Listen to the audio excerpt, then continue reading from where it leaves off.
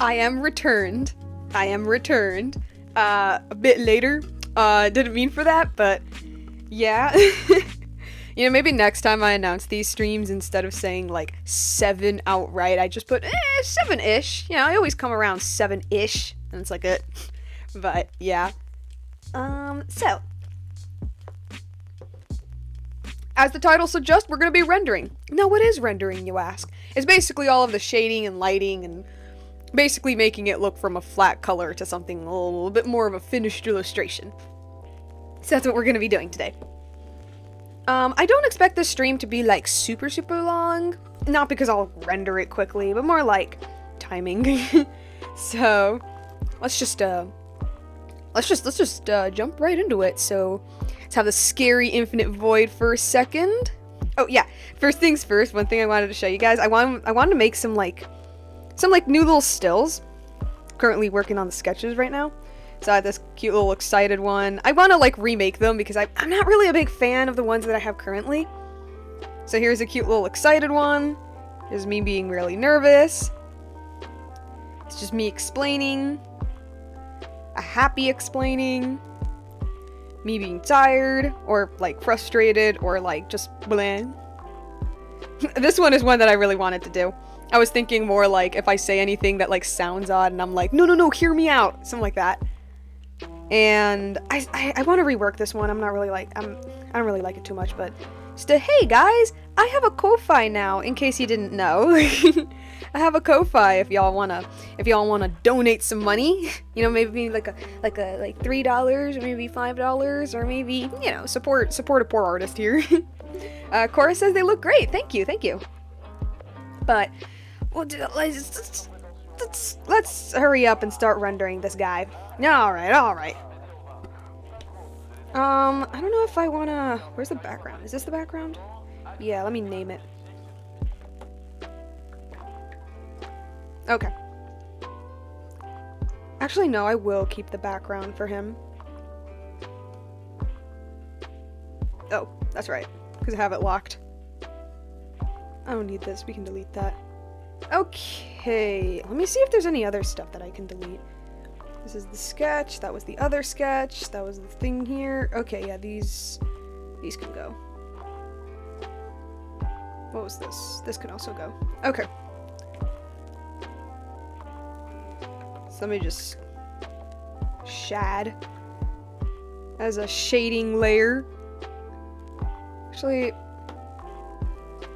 one of my professors always said it's always good to make a great habit of naming all of your layers so that you don't get absolutely lost. And I'm still trying to like keep that in mind. Because I'm unfortunately one of those artists who uses like a bajillion layers. Well, I used to. I'm trying to use less now because, like, I don't know, I want to try to find a way for it to look good but still be like streamlined. Axel05 says, so who's this supposed to be? This is supposed to be Odysseus from the musical... I don't know why that sounded weird. From the musical Epic, or Epic the Musical, or like the concept album, or what. It's based off the Odyssey, and this is supposed to be Odysseus. Okay. Actually, I will keep the background just so I can be consistent. Everything is very blue so far, so I think I'm just gonna make the shadows blue for now. A bit of a darker one. Oh, first maybe I should start putting where the light source is. Actually, that's probably a little important. Should probably start thinking that. I always envisioned like the light source somewhere here. And one thing that I've been like trying to do is like really try to figure out where the light would be like hitting. Maybe a little higher. Actually, no, maybe... Yeah, from like here, I guess. And most people don't put these lines, or some people just kind of put it as a vague, like, sun effect. But I like to know vaguely... I like to, like, really know where everything is going to be hitting so that I'm not completely lost. Yeah, okay, maybe not there. Okay. Demon FD says, Buenas tardes, Ugu. Sí, buenas tardes. Estoy coloreando algo. Yo no sé cómo decir render en español, pero voy a estar poniendo las sombras y las luces.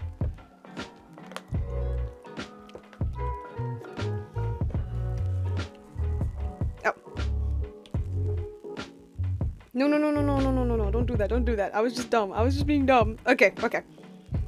Okay, I'm gonna try to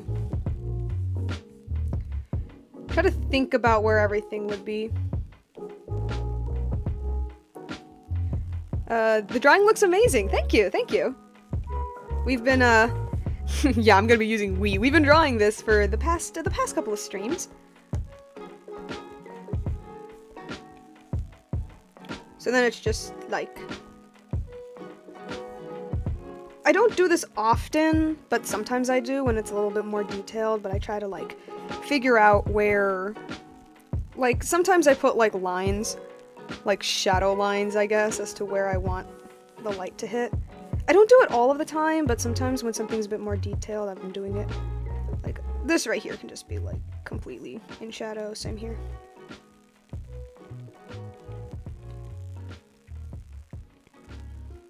Okay, and I think...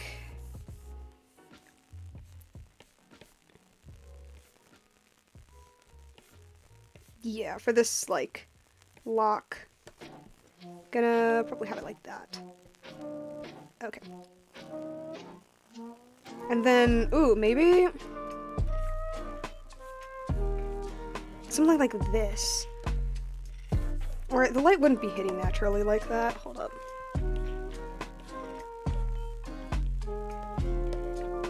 Okay.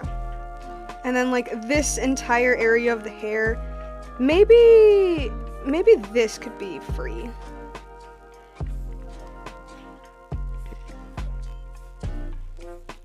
Like that, I think. Yeah, that part could be free, but like this entire part would be like covered in shadow. Obviously this part as well. I already put the lines here, but I'll just put that as a quick indication.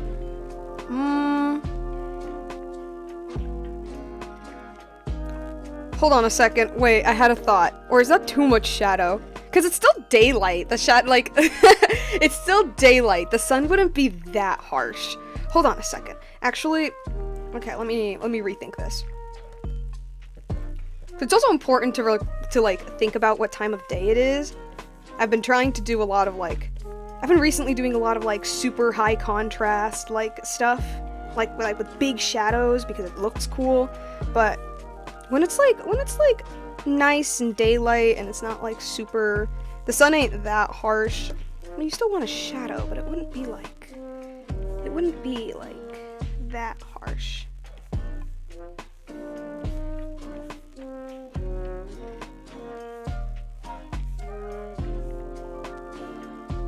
So maybe something like this, I guess? Yeah. Okay. Chorus says, what part of a character would you say is the hardest to render? For me, it's a tie with clothes and hair. To me, it's clothes, 100%. Like, hair, I don't consider myself that good at rendering hair, but I find it the most fun. But clothing has always been, like, it's always been the hardest for me. Nobat says, yo, I'm on vacation this week and able to catch a stream. Hey, sweet. Oh, welcome, we're rendering. Yeah, clothing has, from the start, always been, like, the biggest struggle to me. I'm trying to get better at clothing with, like, folds and stuff, or, like, how fabric moves, I guess. But at the same time, I also wanted to keep it simple. It's like my animator brain. I'm like, my animator brain prevents me from doing anything way too complicated. But at the same time, I'm like, no, but I still want, like, the clothes to, like, look like clothes. So, yeah. I think this is a good enough spot for the shadows here. We'll see about that. Yeah, I'll leave it like that for now. I could put like this, but then again, it makes the sun look way too harsh. Definitely like a shadow in here. For the beard, whoop. His like tiny little beard that nobody notices. Okay, this entire part is just in shadow straight up. And yeah. Okay. Okay, that's what I got for, like, face area. I think that's all it really needs so far. Yeah. For this little scarf thing. Not the scarf, the cloak thing, the thing.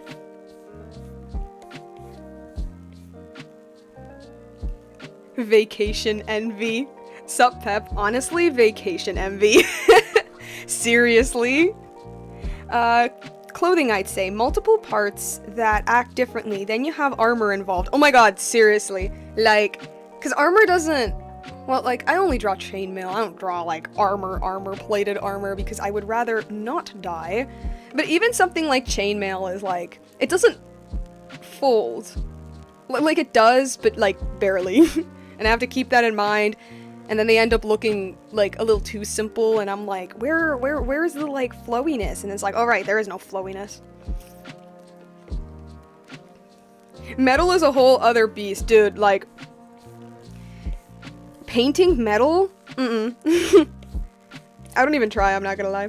I want to get better at it, though. Maybe I should do, like, metal studies in these streams. Because I've already mentioned I want to do some, like, nature studies for my eventual manga, comic, graphic novel, whatever you want to call it. This part can also be in shadow. Okay, this whole part is, yeah.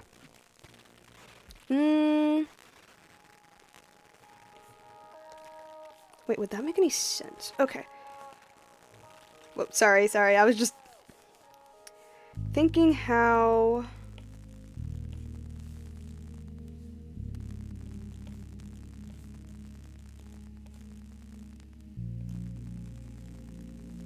That looks fine. And then... Because I think it would look weird if it was just this part is light. This part is lit up. Actually, I think I'll leave it like that for now. Yeah, I'll leave it like that for now. Okay. This all part, of course. Even though you can't see it because it's all blue, but it's fine. Okay.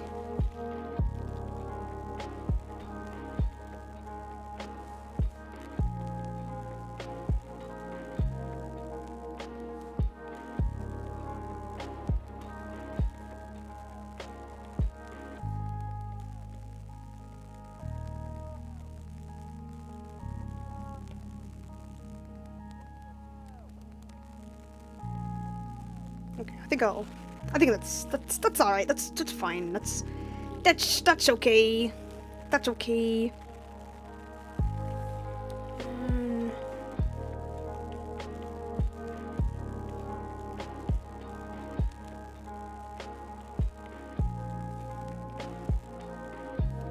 If you're wondering why I'm not, like, going absolutely,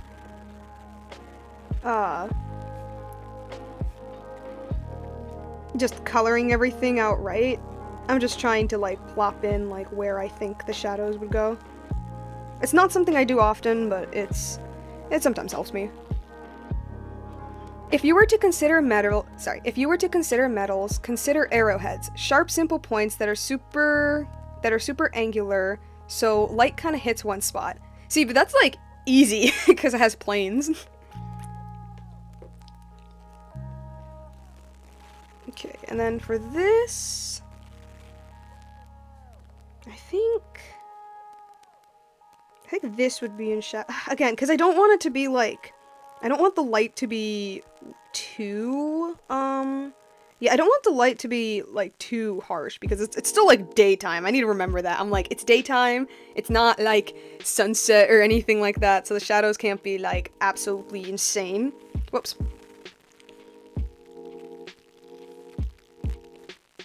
I think this would definitely have something. Yeah. Actually, yeah, no, I'll leave it like that, that's fine.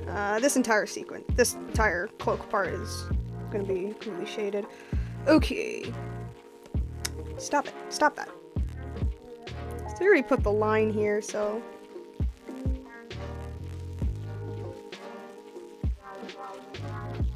Okay, and...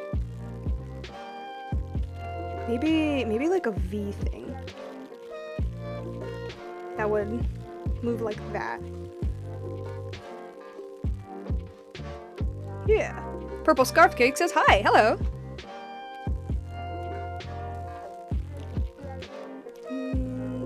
Here. Okay. Okay, that looks fine. That looks okay, I guess. That looks fine. We'll figure it out. We'll figure it out. Okay, the skirt should be easy. I'll just... actually, or maybe that's... No. Just trying to figure out where... How far I want the... Yeah, that's fine. That's okay. Good. This entire part is obviously in shadow. And there's like a little part of me that could do that. Yeah. That's a good idea.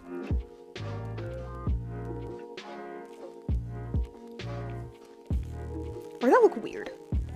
Maybe like...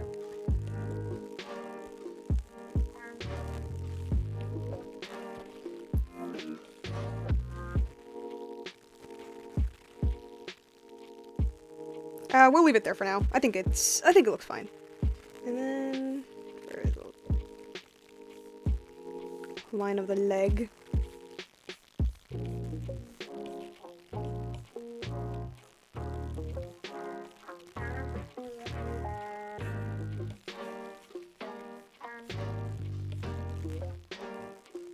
Yeah, this entire part is, of course, in shadow.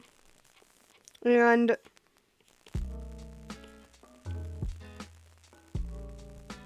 think this could go further. Yeah.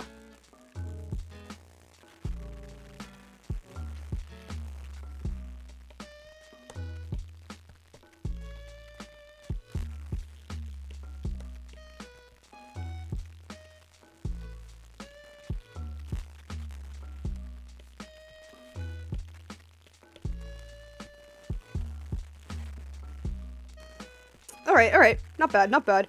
It's looking fine. It's looking okay. It's looking okay. Now for the cloak. This is honestly just me improvising. This is just me, like... Because I still don't know how to shade cloaks. You know what? That's not a render thing, but that's a thing about shading when it comes to, like, long pieces of fabric that I'm, like, with.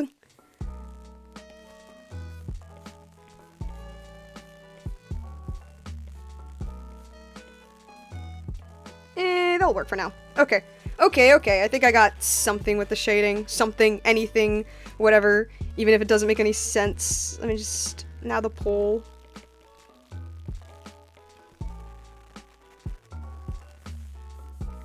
Think about where... Maybe like a long line that...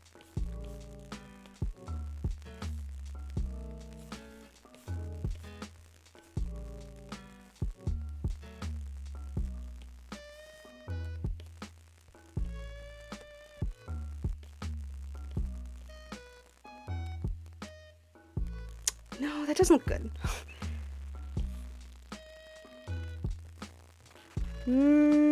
That's better, I think. We'll leave it like that for now. Okay. Now I'll just, like, fill everything in. Like a child with a coloring book. So, good news. I have finished recording my part 1 of my epic review, so that's pretty cool. Can't say when it will be out, hopefully sometime either this week or next week. We'll just have to wait and see, but pretty much everything that's left to do now is just all of the editing. I got all of the footage and the audio and the good stuff. So then y'all can hear me ramble about the first 3 sagas and how much I love them. So that'll be fun. I'll leave that there. Corey says, sweet, yeah. It's been a really fun one to write. It was originally just going to be like... My original intention was to just kind of go over the musical and then occasionally pop in with one of, like, the cut songs and blah, blah, blah. And then, Axel says, did you ever keep your childhood drawings in a journal? Yes, I do. And I did, and I still do. And it's really funny to look back at them. And unfortunately, question mark, a lot of those are also out on the internet. And I sometimes look at them and I'm like, wait. But I live with it. You live with it.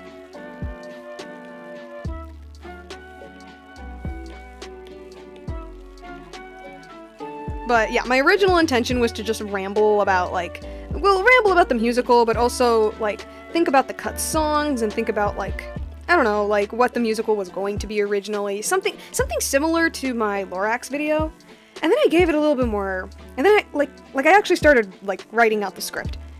And I thought, no, you know what would be even better if I like dissected the entire musical from beginning to end. Like I dissect every single song and basically point out any like motifs or details or thematic stuff, mansplaining basically the musical as to why it's so good. And then I was thinking of just like interjecting some of the cut songs while in the middle of the review. And then I was like, nah, cause it kind of felt like I was just pausing, I guess, what I was talking about just to fit in an arbitrary, oh, in the cut version of this. And so I was thinking, nah, how about instead I just keep it the way it is. It's just me analyzing the first 3 sagas, and then I do a couple other videos where I analyze the rest of the sagas, and then get to some of the cut songs. Which, I swear to God, if Jorge releases the cut song saga while I'm working on these, that's not bad. That's not bad at all. If anything, that would be really, really cool. But now I'm like, oh shoot. It would be like another official saga that like I'll look into, which is great, but I do think it would be really funny if I'm like, so these songs are not officially released by him. These were, if anything, kind of sort of leaked, but we're gonna look over them. And then like as I'm like right when I like post that, Jorge suddenly like, hey guys, the official cut song saga has been released. Actually, no, the timing would be really cool with that one. I just think it would be funny. Actually, now that I think about it, it would be so great for timing. But yeah, because I really do love a lot of the cut songs. And is being a YouTuber hard? Yes. Yes, it is. And also YouTube pays nothing, which is just the unfortunate truth.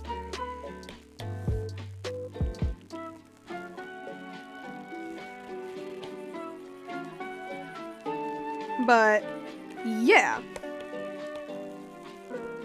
Oh yeah, the cut songs, yeah, I really, really love a lot of those cut songs. Like, with most of them, I'm like, I understand why he cut them. Cause, you know, especially as a creator myself, like, there's definitely parts in, like, a story that you're making that you absolutely love and you absolutely adore, but you have to admit to yourself that it ain't working. You gotta admit to yourself sometimes, and you need to pull the trigger. There are some songs, however, out there that I'm like, wait, no, this was actually such a good idea, but not just in like a good idea. This is like actually something that would have like elevated the story. But, you know, I think also part of it might have been for time. I know Jorge says none of the cut songs were cut for time, but like, dude, come on. I know they were cut for time.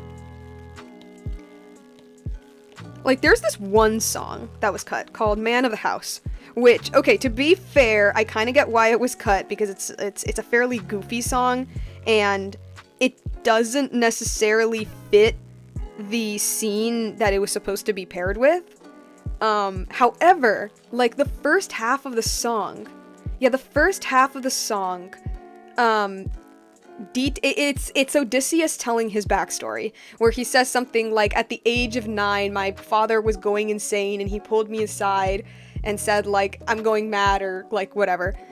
And then he says, like, at the age of 13, I became the 3rd king of Ithaca and did it with pride. And the years passed on, and it was time for me to find a faithful bride. Everybody wanted Helen of Sparta.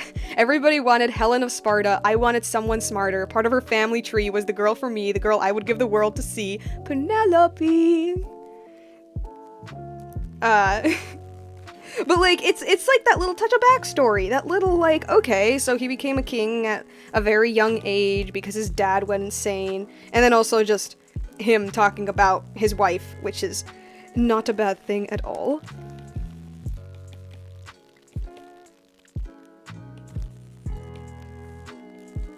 Nomad says, my 9-year-old sister tried to pop quiz me on a song. I replied the answer, So What, by Pink. She then asked, how did I know? I'm more concerned how she knows it. Dude, yeah, no, kids these days they scare me sometimes with stuff they know. It's like, it's like you're hanging out with, like, I don't know, you're just hanging out with some kids and they suddenly throw out the term Diddy Party and you're like, how do you know that phrase? Like, do you know what that even means? And there's a part of you that's like, maybe they don't know and they just think it's a funny phrase, or maybe they do know, and if that's the case, why?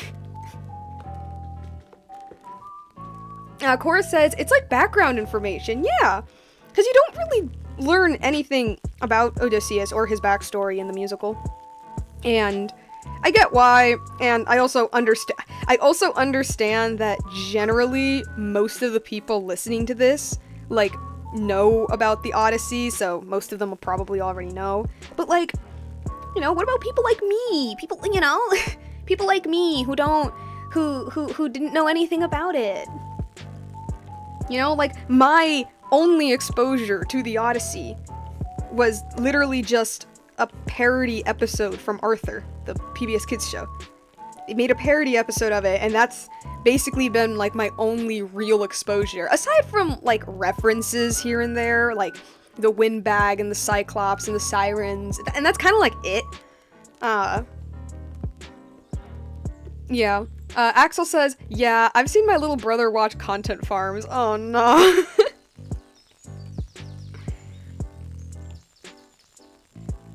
But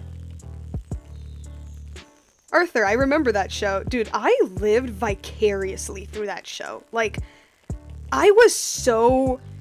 I loved Arthur. Like, I would literally come back home from school, watch it on the TV, and then when they, like, switched the TV from, like, kids programs to adult programs, I would go on YouTube and literally just spend the rest of the night just watching Arthur episodes. Like, I literally lived vicariously through that show, because I don't know if you guys remember the show really well, but one thing I always find really funny about it is how these kids... I remember I told my brother this once, and he was like, no way. And I'm like, no, seriously. These kids are canonically 8 years old. Like, Arthur and his friends are canonically 8 years old. And then you actually think about what they're doing, and they're like going outside, and they go to, like, what is it, the Sugar Bowl? They go to, like, a restaurant basically every day and buy ice cream. They go to the movie theaters by themselves. They wander around town. They help out, like, their teachers and stuff like that, like on a personal level. And, you know, like, it's the 90s, I get it, but at the same time, I'm also like, where are these kids getting their money from? It's like, how well off are these parents that they're going to, like, the movie theater and, like, the Sugar Bowl all the time after school? Like, like, they do, and they don't act like 8-year-olds either. They act very mature for their age. Like, DW was 4. Like, sometimes I need to remember that. DW is 4 years old, which I think is so funny. My earliest knowledge of the Odyssey was Oh Brother, Where Art Thou? That sounds familiar. Is that its own musical? I'm not sure. Sounds familiar, though. But yeah, that was basically the only real exposure I ever had to the Odyssey, and I never read the full thing at school. Which, apparently, some people did, which I wasn't aware of, because in my schools, every time the Odyssey would be brought up, because it would be brought up very, very occasionally, but the one thing that they always told me, all the time, was the Odyssey is a very, very, very, very, very long story. And so because of that, we are not going to read the whole thing. And so the most I ever read of it was the Cyclops scene, I think in my freshman year of high school. Yeah, and that was it. And then it was just references here and there. And that was, yeah. But, like, honestly, I'm not gonna lie, I think I know more about the Odyssey. Like, just forget Epic. Forget Epic. Just my general knowledge. I think I know more about the Odyssey than I do about the Iliad. Like, I kid you not. Like, it's very similar, where the bulk of what I know of the Iliad is just through references, but unlike the Odyssey, like, my first exposure of the Odyssey, at the very least, was a parody, so I, like, generally knew what happened. But with the Iliad, like, literally, I had, like, no frame of reference. I only know the Iliad through, like, 3 things. The Trojan War, the Trojan Horse, which technically I guess is the Odyssey, the Trojan War, the Trojan Horse, and Achilles. That is it. That's literally, like, my only reference of the Iliad. And that it takes place before the Odyssey, but that's, like, duh. Like Achilles in the Fate series, or like Pyrrha from Ruby. That's it. That's that's it. That's all I know. That's the only thing I know. Oh, Achilles having beef with I don't remember his name, but in the Fate series he's kind of like a centaur type thing. I forgot. I don't even know if that is Iliad.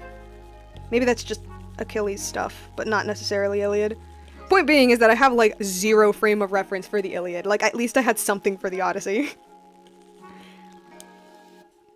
Chorus says they were books? Well, yes, technically. Like, technically what they are in, like, a literary sense are poems. But, you know, people just kind of took, like, the written material and then printed them as books. So, yes, technically. Wait, did a Google search. Arthur books go back to the 80s. Gen X, man, they're built different. No, seriously, because, like, sometimes when I remember some episodes, I'm like, these are very mature children. Like, extremely mature children.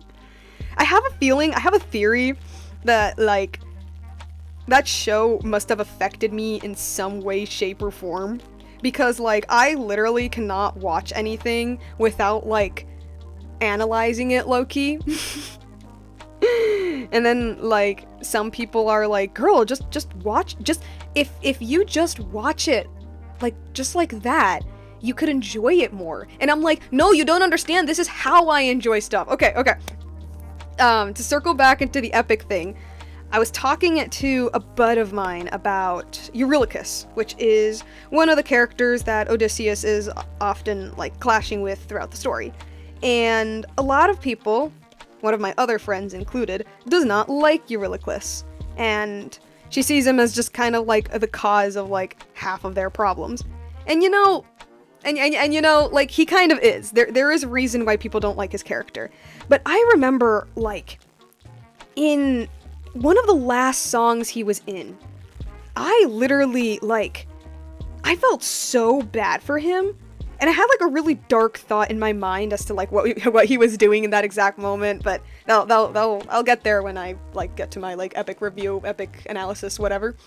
But basically, to put it very simply, Eurylochus does something that literally dooms the entire crew. Literally. Like, it ruins everything, basically. However, the entire scene before he does it, he says, like, he sings lines like, we're never going to make it home, how long must I keep suffering, like, how long must we keep doing this, I'm tired, I'm starving, I'm just a man. And, like, the entire time I was like, yeah, like, analyzing his character in that very moment.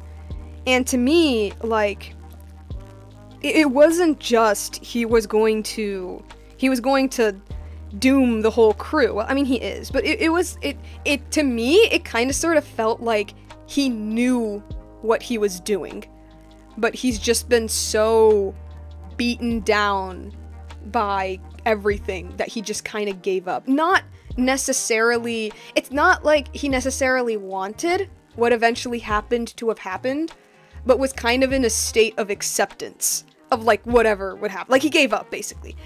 He gave me those vibes, and that's why, unlike my friend, I don't hate his character, and I in fact see him as very interesting and very complex, and all that cool writing stuff. And so I say that to this friend of mine, this other one, who I'm talking about it with. And then she told me, like, girl, sometimes you need to just, like, turn off the analysis brain and just watch it. I think you would enjoy things a lot more if you just watched it. And I'm like, no, but I am enjoying it. The whole reason I like Eurylochus's character as much as I do is because I was analyzing his character. If I just took everything he did at face value, if I just, like, turned off my analysis brain and just saw him murder the cow, I would have been livid. I would have been like, bro, why did you do that? That was so stupid. You know? But no, I'm sitting here like, no, he did that because he clearly gave up. He lost hope. He's in a state where he just does whatever now. Like,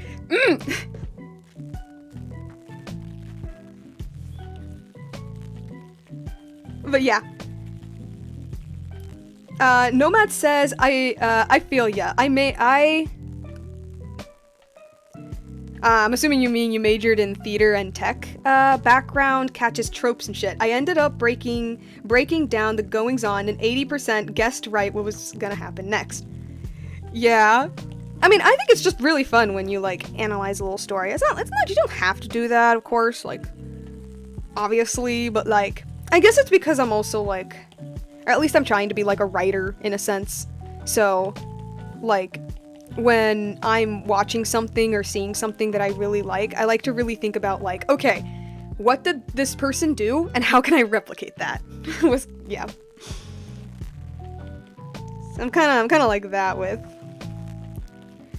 stuff. However, I'm not gonna lie though, it does kind of, like, prompt me to, I don't think this is a bad thing, not at all, but it does make me very forgiving, I guess, to characters that people don't really like. Mostly because it's like, again, like, I see them in, like, a writer sense sometimes, where, like, I get what the author is trying to do with X, Y, and Z character, and because of that, I can't, like, hate them as much as, like, other people do. Like, for example, so with Genshin Impact, there's the character of Ildatore, and, like, to put very simply, Ildatore is, like, a mad scientist type character who... Analysis brain always on. Like, I am the English teacher's final boss. Honestly, there's, like, a teeny tiny baby part of me that's like, am I worse than the English teacher? But then other parts of me is like, nah. Cora says, most of the time my brain's turned off watching something, but as soon as I'm done, my brain goes into thinking about the implications mode. I mean, yeah, no, that works too. I think I'm more so that when it comes to music, which is why the first time I heard Epic, like the first time I listened to it, I mean, I loved it, obviously, I fell in love with it, but I was like, yeah, that was pretty good. And then the second time I listened to it, where I was actually, like, focusing on all of the little details, I started crying. Like, there are 2 songs where I just started breaking down. Because it's like, you knew what happened, but, like, now you know what's happening, and everything, like, fully clicks. And then I cry. Like a baby. But yeah, like, Ildatore, he's kind of like a mad scientist character in, Genshin. And when I mean mad scientist, I mean, man is absolutely insane. He's crazy. He's... absolutely crazy. And I remember... this is gonna sound so dumb, I'm gonna low-key expose myself, but one of my friends and I were playing, like, what is it, like, Kiss, Marry, Kill, I think it was, with some Genshin characters, and Dottore popped up, and my friend was like, kill Dottore, just kill him, and I said, I don't know, I think I would let him kiss me. And God, I'm exposing myself. And my friend is like, you would let Dottore kiss you? And I'm like, look, he's hot, okay? Like, he's hot. Anyway, and you know, it's just for fun. It was nothing serious. But then, like, my friend started being like, why? Because he does a lot of, like, really messed up stuff. Like, have you read his, like, lore? And I'm like, yeah, I have. He is an absolutely insane character. But have you considered that he is a sexy anime man? But that's just, like, a light example. But there are also people, like, I think there was a whole thing in the fandom for a hot second where, like, if you dare said that you liked his character, people would just go, like, absolutely ballistic and be like, oh, but don't you know what he did to, like, X, Y, and Z character and, like, all of that stuff. And it's like, yeah. And this is gonna sound crazy, but I like his character more than just him being a hot anime man. Like, a hot anime man. Like, I genuinely find his character fascinating. And because of that, I like his character. I don't like what he does, like, no duh, he's a villain, but I like how, I like his villainy, I like how I find him a very fascinating character, precisely because he's a villain, and, like, but of course there's, like, a lot of people that, for some reason, think that, like, just because you like a character, it means, like, you like their actions, or whatever the heck, and it's like, no, like, goddamn, I just like how they're written, like,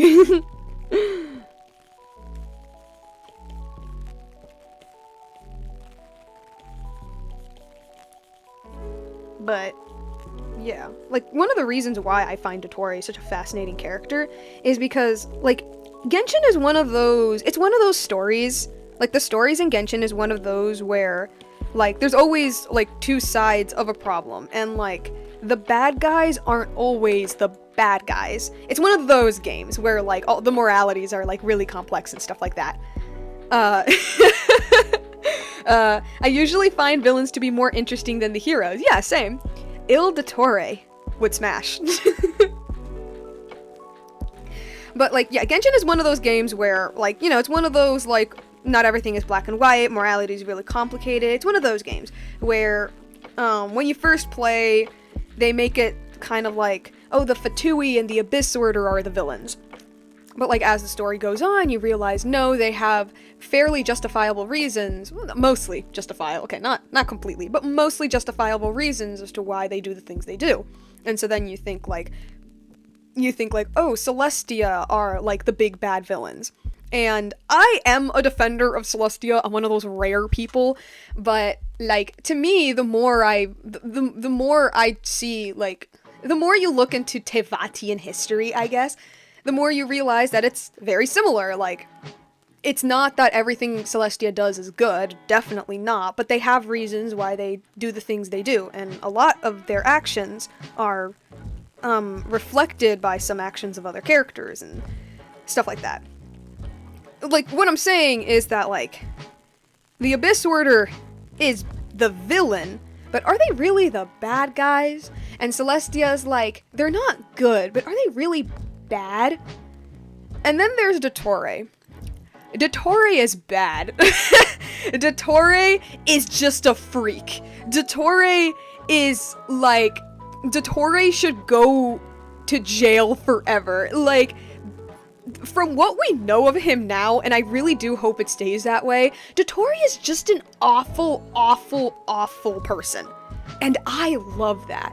I love that so much. Because, like, as much as I adore stories where, you know, villains are really complex and, like, moralities are difficult, like, as much as I love stories like that, sometimes it's good to just have a bad guy. Sometimes it's good to just have, like, an absolute freak of nature you want to see get beaten up. That's Dottore to me. And I think he's, like, at least as of now, like, the only character in Genshin that truly fulfills that role, at least currently. And so because of that, I like his character. You can like a good villain. Yeah, exactly. Dottore strikes me as being Genshin's equivalent of Shockwave from Transformers, particularly the IDW comics. I don't know anything about Transformers, but I'm going to assume that it's a very similar, like, situation. Where it's like, Dottore so far is basically just the representation of, like, just the scum of the earth. Like, there's no good bone in his body. Okay, did I shade everything? Okay, I'm just gonna do this part here.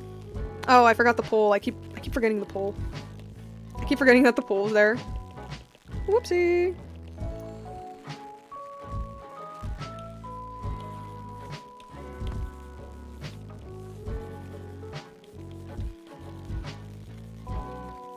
But yeah, that was like a whole thing a while ago, and I low-key forgot what I was talking about. Something something analysis something something. Yeah, analysis can sometimes like prevent you from enjoying a piece of media, and I do agree with that. It definitely can. But at the same time, like there are some moments where like because I tend to like look deep in the weeds and like how something was written or made or something like that, it makes me really forgiving with like story elements and characters and stuff that a lot of people aren't as much.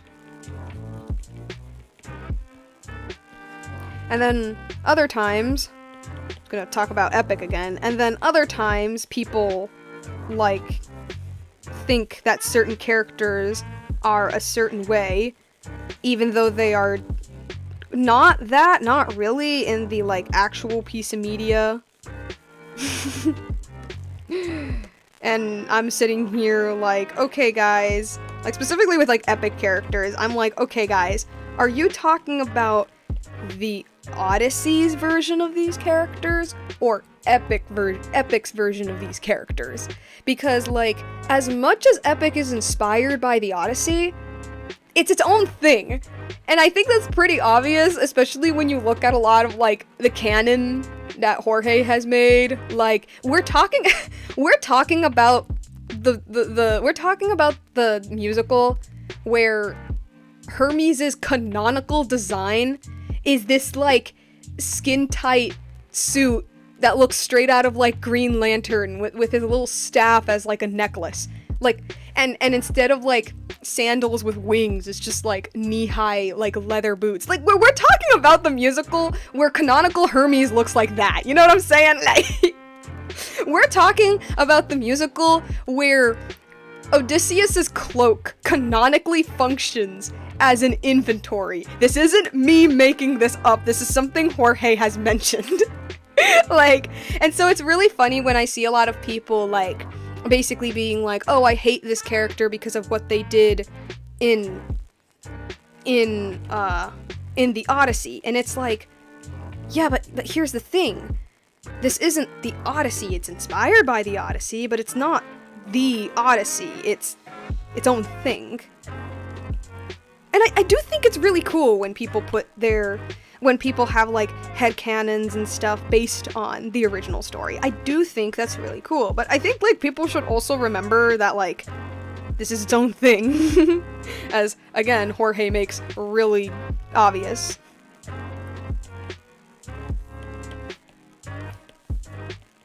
So, not liking that. Let me fix that. I didn't like it.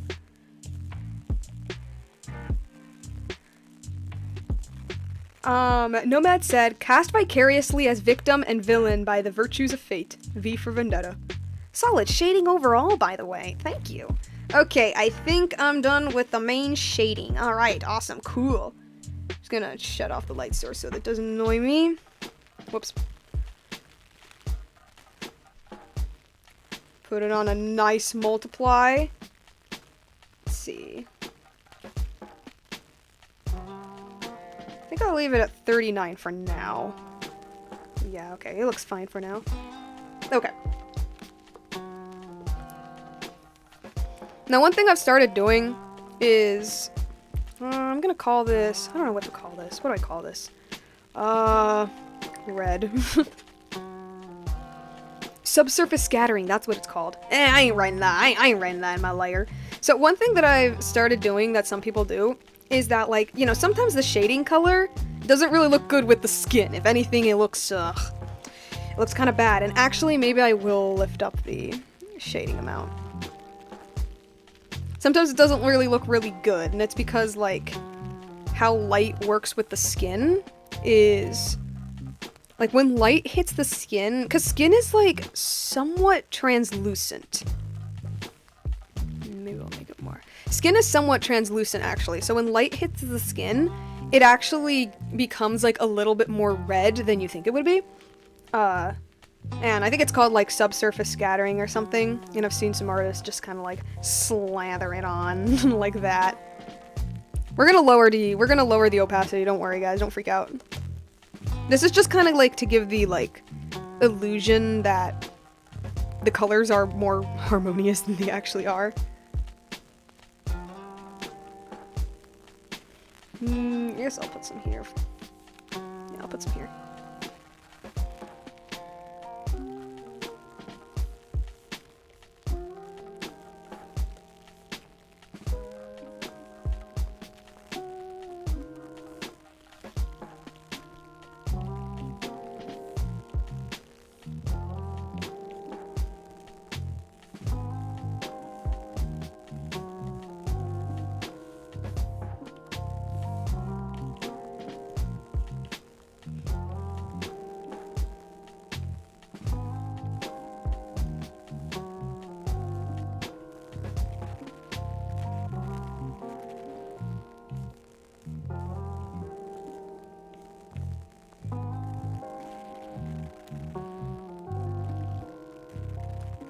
Okay, and for the legs.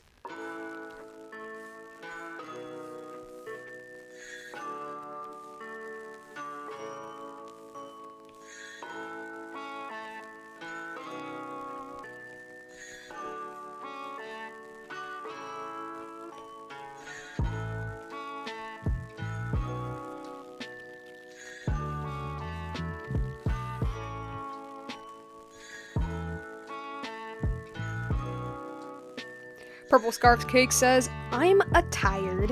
No. Okay, okay. Now, do I put it on... No, that doesn't look good. I think it's on overlay that I put it on. Yeah, no, it's on like an overlay. An overlay, I said, not a soft light.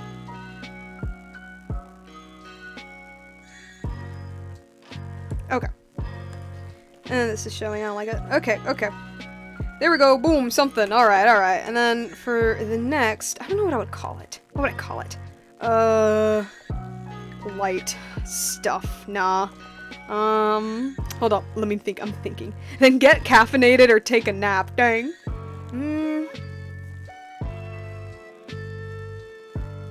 Lit. I'll just call it lit for now. Okay, okay. So, this one, what I do, this is gonna look really messy and it's not going to look super well, but like, trust me, I kinda sort of, in a sense, a little bit, vaguely know what I'm doing. Trust me, trust me. Source, trust me, bro. So for the edges here of the, wait, actually, no, let me, I think that would be in another layer. Actually, no, before that, so one thing that I've also started doing is, it's similar to subsurface scattering, but not like as drastic as much with like other shadings, where I take like the original color, and then I just kind of like saturate the hell out of it. And like shift the color just a little bit. And just like go like that. And again, I'm gonna like lower the opacity, but it's one of those, like, it makes the transitions between the shadows and the flat colors a lot, like, smoother, or something like that. But I'll get to what I was saying earlier. It's just, like, I realized that, like, it wouldn't make any sense when I'm doing this first.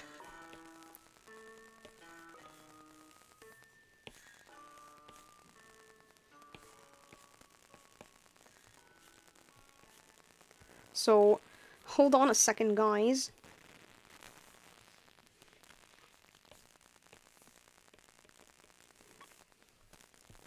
The music shut off. No! Okay. And... oh, wait. The tunic.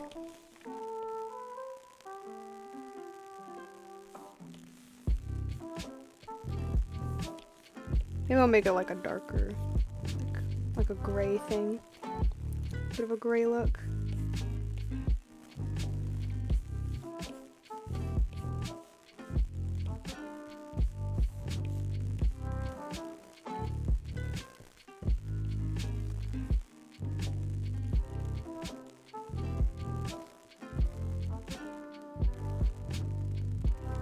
Alright, and then the pole.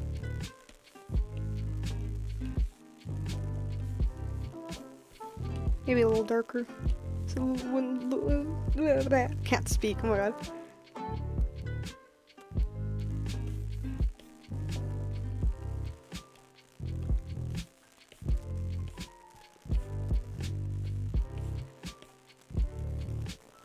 Right, and anything else? The tongue.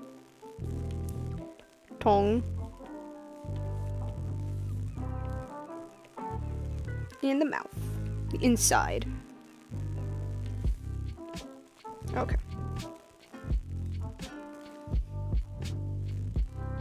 This one, I don't know if I'm gonna go with... No, multiply is also, it's still very ugly. Or maybe I just... Do I leave it in overlay? Actually... Or maybe I just leave it, like, normal and just lower it. No, that would look weird. Keeping it in overlay.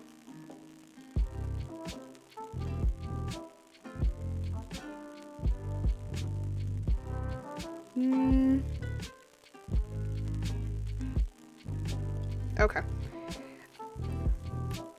I might have made a mistake with this one. I don't know if this was all entirely necessary the more that I think about it, but like we're gonna forget about that.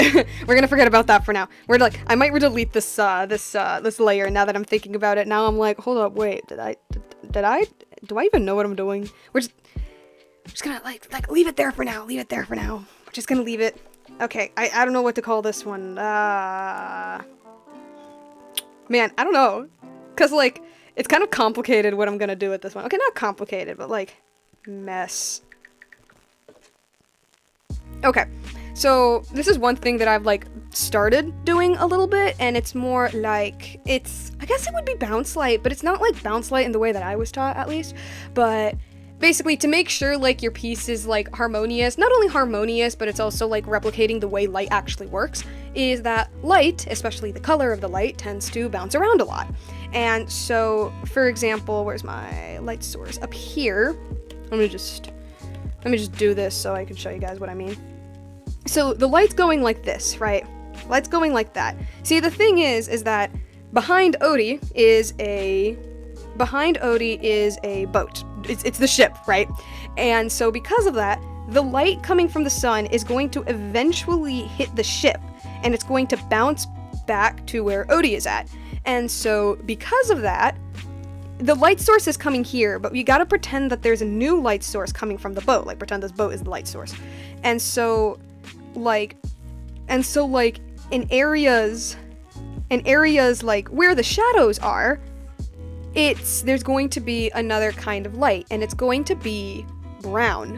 Why brown, you ask? Because the boat is brown. Mind you, it can't be too obvious. It's supposed to be like really, really subtle, because that is how light works. And it's like, for example, like grab like a colored piece of paper or something. Grab like a colored piece of paper and then like angle it where a light is. And for instance, for example, if that paper is like green, then your hand is going to reflect a really subtle green light where the shadows are supposed to be. It's kind of how it works. That's kind of how it works. So like we're gonna be replicating, and it's not just the brown of the ship that's like the generally like the generalness, like where Odie is going to be, but even like subtle things. Like for instance, like Odie's face here is going to have like the brown of his hair, or like his beard down here is going to be the blue of his cloak. Stuff like that. Like maybe some parts here of his sleeve is going to be a little bit more of his skin color, right? But like it still has to like follow the logic of the light source. The light source is really, really, really important. Mind you, everything I'm saying is stuff that my professors have told me. If I mess up in the actual coloring process, don't get mad at me, okay? So we're going to be like doing something like that. Now this one, I tend to make it a lot more messier than normally, because again, this is supposed to be like really subtle. You're not even supposed to like notice it. So I'm gonna get like this brown and probably saturate a little bit. Maybe like a little bit more of a red. Okay. And actually, now that I think about it, up here, I think I'm gonna put my own, like, where the boat would be, hitting, like, in its own way. Also like that. Okay. Layer name, ref, for refraction. That's actually a really good idea. I actually really like that, and so I'm going to steal that.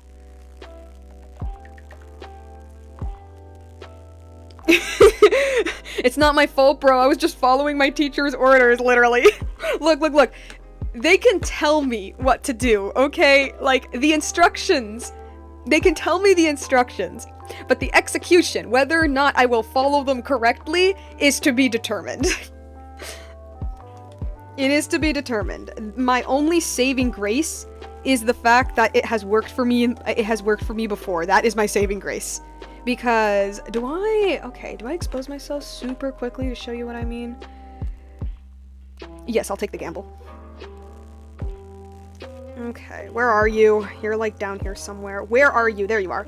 This right here is probably one of my favorite pieces that I have made, like, in the past year. It's deadass one of my favorite pieces. It's not absolutely perfect. I think the light does hit him in kind of weird ways, but let me show what I mean. Oh, he looks so scary. This one right here, because it's on, like, this right here is, like, you can kind of see where, for instance, like, up here in the chainmail, you can kind of see that, like, subtle hint of red. Same with, like, under his chin. Up here on the top of his head with, like, the hair. It's really subtle things like that where, let me see if there's anything like, yeah, where his, like, skin would be. Yeah, it's stuff like that where it's like you don't notice it really, but once you turn it on, like, it makes a hell of a lot of difference. And, like, when I learned about that, I was like, that is literally the coolest thing ever. And it makes your art so much more, like, lifelike, because, like, that's how light works. That's how light works. And it's like, one thing that you learn, like, when you really are studying art is that light is everything. Like, learning how light works is absolutely everything. I say this as somebody who has not mastered it, but it's just an interesting observation. Okay, back to the real drawing. Back to the back to the main drawing, because I got distracted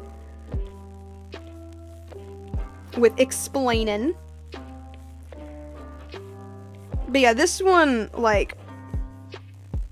I have a bit more, like, leeway to, like, kind of like be really messy, because again, it's meant to be really subtle. You're not meant to, like, notice it super well.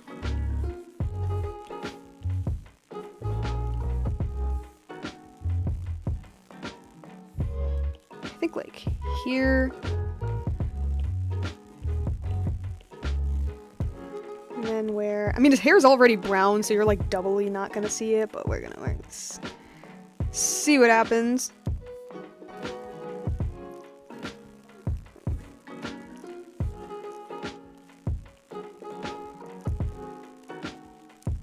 Battlelord says, I haven't tried shading art yet. Shading it's one of those things where, like, it feels easy, just outlines and colors. That is completely fair. Shading is one of those things that, like, it feels easy when you do it. It feels so easy. But when you actually learn, like, the intricacies of how to do it, like, professionally, you get humbled, man. You get humbled. You get humbled so badly.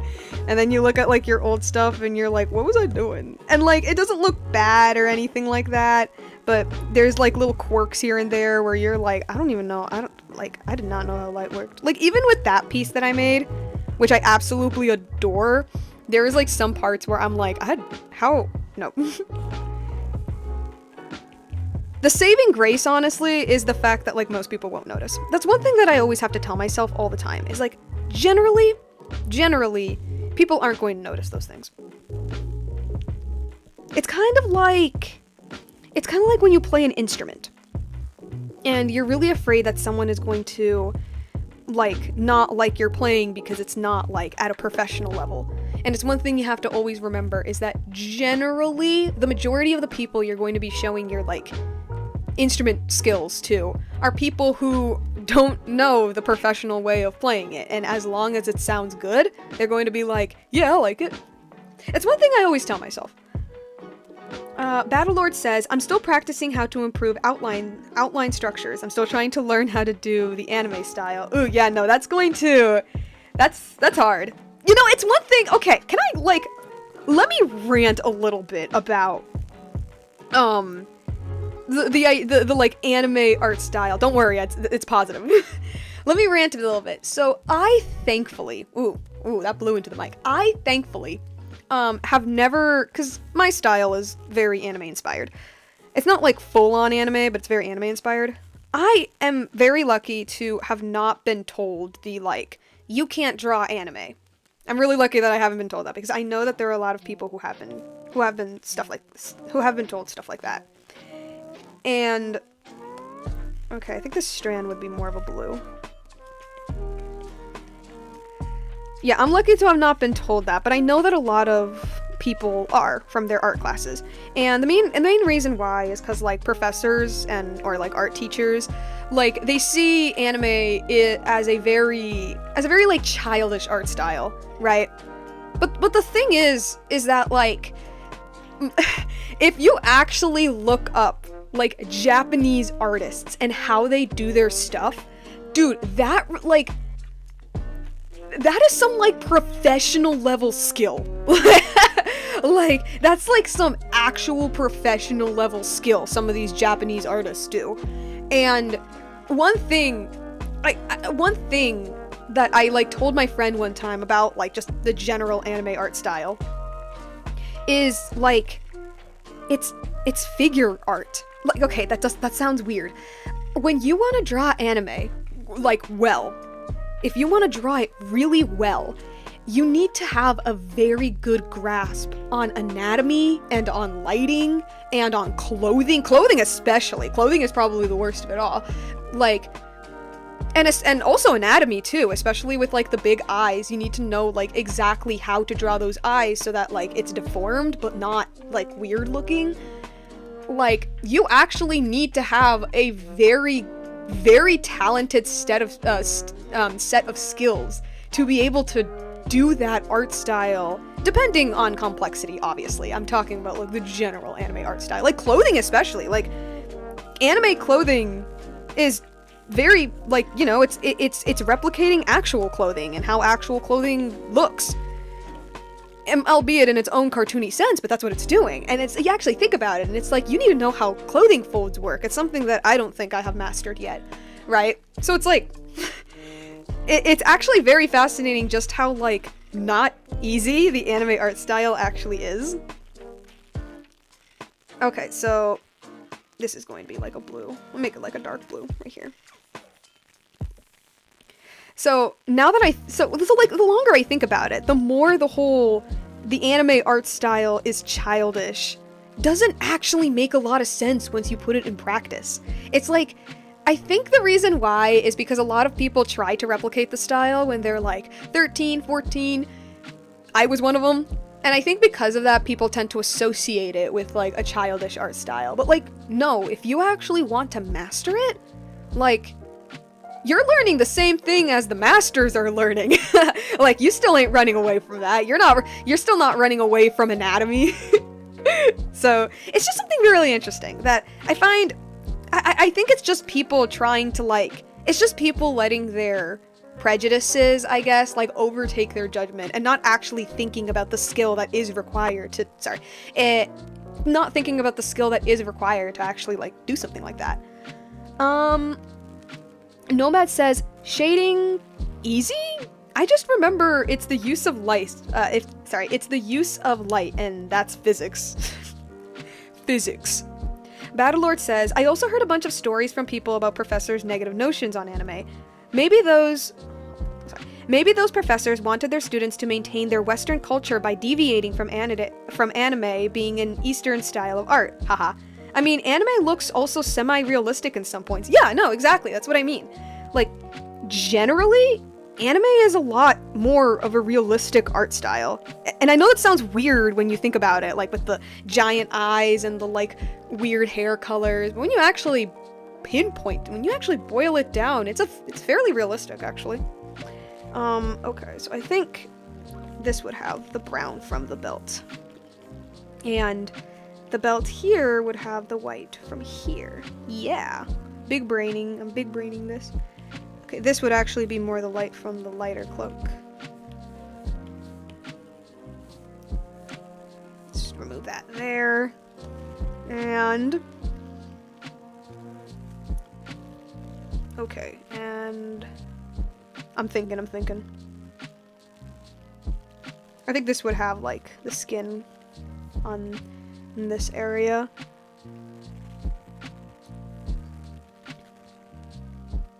As I mentioned, yeah, this would have, like, the brown here. Would it be hitting his, like, nose? I say it is. I say it's hitting his nose.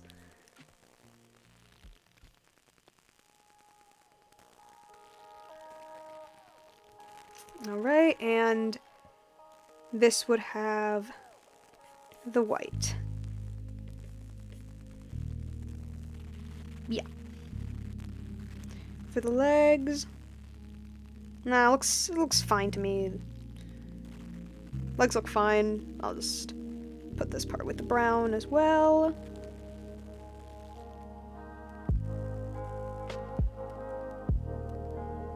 Yeah. I think maybe this could have this from the pole. Maybe. As for here, brown definitely hitting the fingers. Definitely.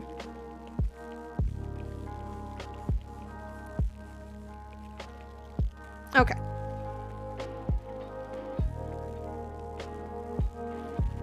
I'm like thinking of like where else things would.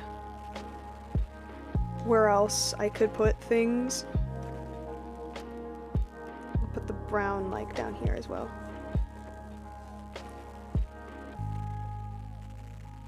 Alright, I think that looks fine. Actually no, I'll leave the mouth the way it is. I don't want to mess with the mouth too much because I don't want like a super duper rendered mouth in a place where like you're not even gonna look at it. Okay. You shut off the light source for a hot second. And let me turn this thing off. Do I also put it? Yeah, overlay, and then I bring it like down. All the way down until you can like kinda see it, but not really. It's one of those things that you really have to like squint to see.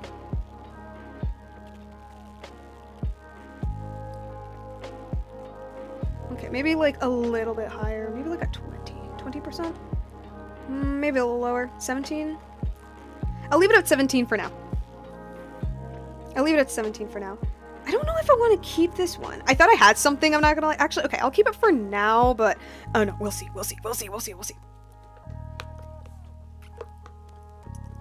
Okay, lighting! Yay! Light. Okay, let me bring the little light thingy. Okay, so usually I go for like a nice orange for light because orange light looks really pretty. It's still going to be in the yellow range, but this is like midday. This is like morning, so, or midday morning. Like the sun is up, okay? It's not like super let there be light. Yes, it's not super like pretty and orangey. So I think I'm just gonna have it like a straight yellow. I'm gonna add like the teeniest tinge of orange, but mostly a straight yellow. Where there'll be highlights on him. I don't put highlights, especially in something like this where it's mostly already on lighting. I'm only going to put the highlights really on the hair and then maybe on the cloak and belt, not on the tunic because the tunic is white and like light on a white tunic looks weird, at least to me. I haven't figured out how to do it well, so I just don't do it. Nomad says, I feel they avoid it for two reasons. One, it's not in the coursework, and two, it's not their field, so they don't have a proper educated say on the matter. That's actually a really good, like, theory. That actually does make a lot of sense, actually. Yeah.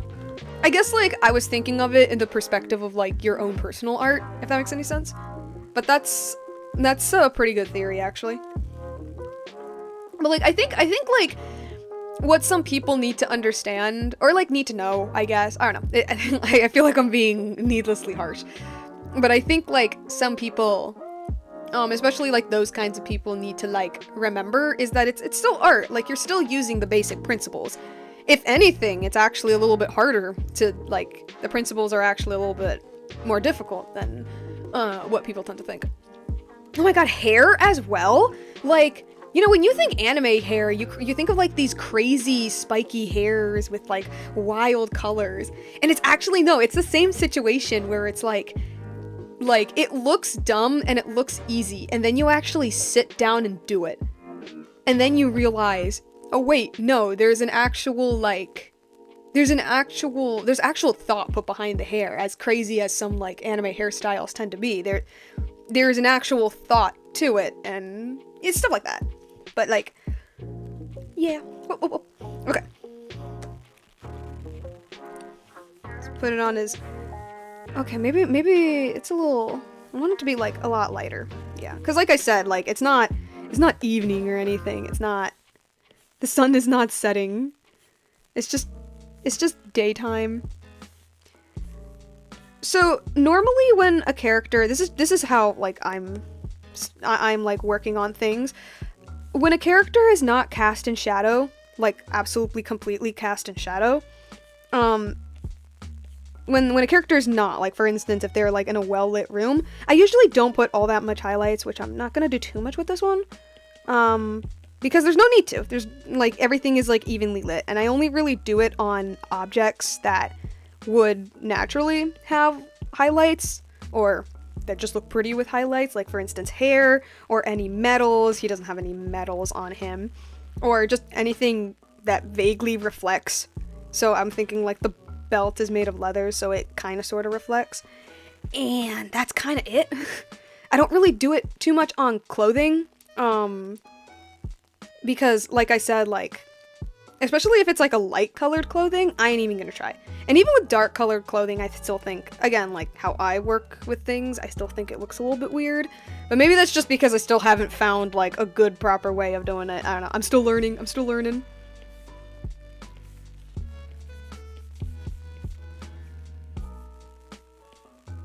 Even with all of my years, I don't know everything.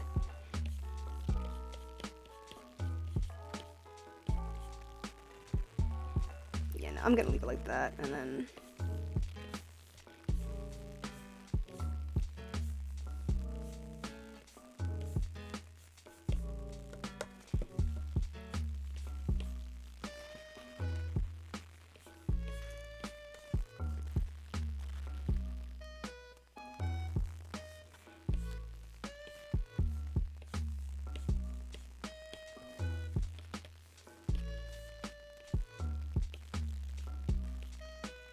maybe like an extra.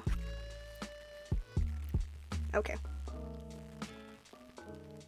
I think that's all I'll give for the hair. Actually, okay, let me do this like little strand here, but not too much, because I don't want it to be like, I don't want it to look too weird.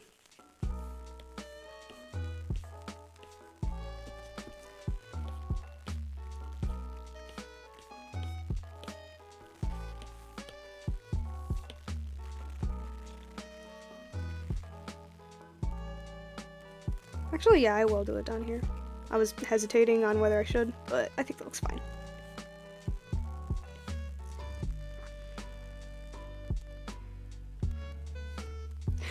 Nomad says, anime hair, actual thought used. Super Saiyan 3 is triangle abuse. Look, I mean, like, generally. Like, generally the hair has thought put behind it. And then other times there's just some characters where it's like, that's just a triangle, or that's just a star. Like, that doesn't make any sense.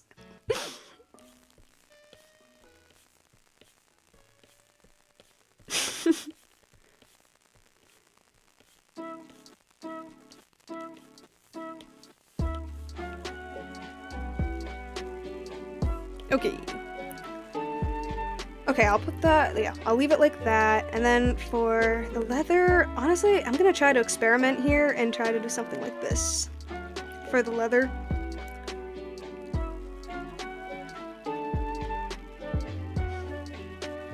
Maybe a little bit longer.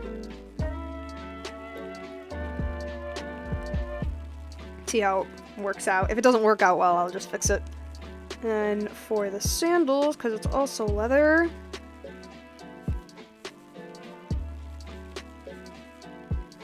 maybe I'll get a bigger, let me size up the brush for that.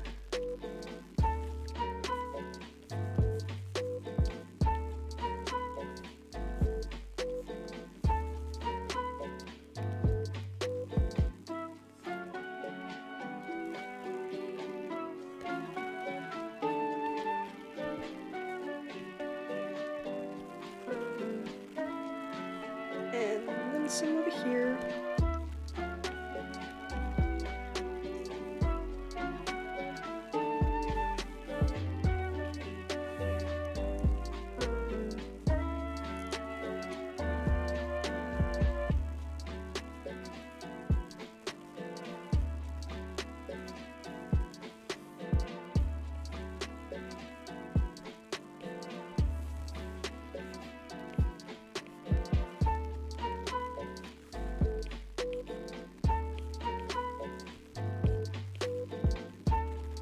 Okay.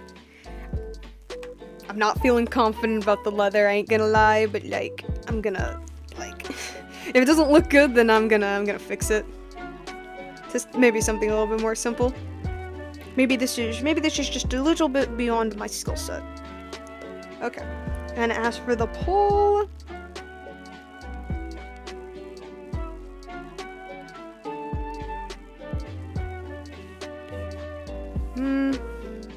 maybe I'll just, like, do that with the pole.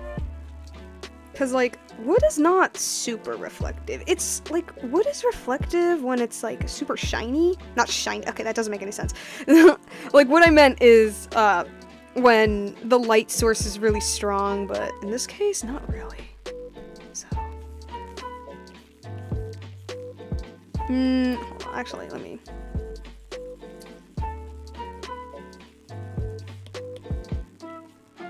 Drawing with a mouse is absolutely horrid. There are some people who can do it really, really well, and those people scare me. Like, there's certain types of artists that absolutely scare me. It's, the mouse users, the finger users, the MS Paint users, and this might sound crazy, but the Photoshop users. Those are the kind of artists that scare me. Okay. Okay. I'm gonna, like, test out to see if it even, like, looked good. Okay, let me jump between add and soft light. Because, oh, soft light is good. Oh, wait, no, soft light is really good. What about overlay?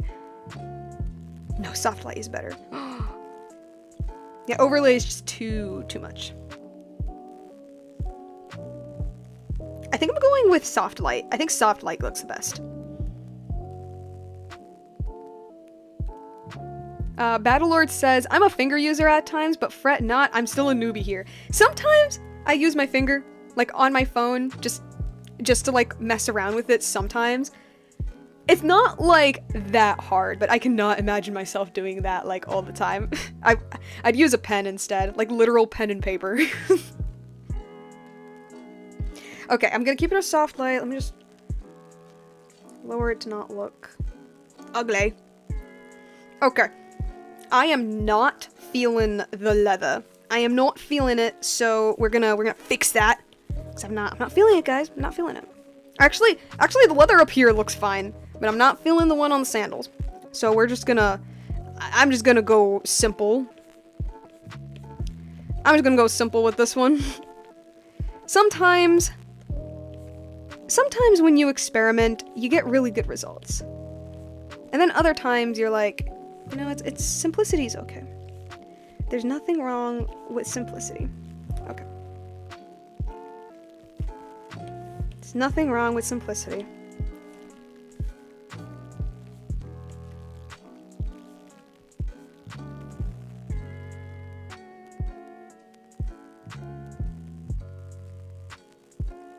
Okay.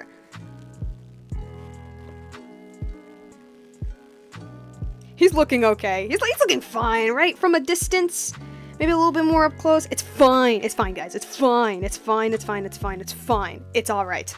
I actually like simplicity. Yeah, no, sometimes simplicity is probably the best. Actually, no, sometimes simplicity is the best. But, yeah, okay. Keep that. Okay, I think I have done all of the, like, main, like, rendering. Let me shut off the light source.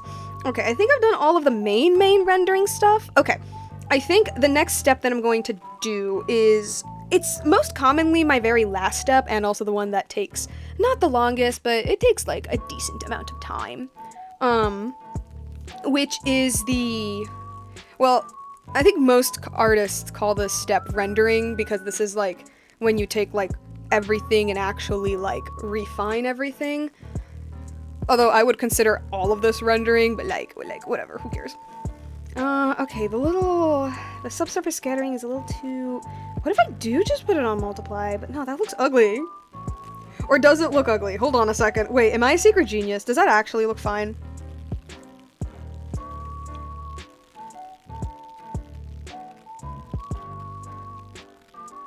Hold on for a second. I need to stare at this for a minute.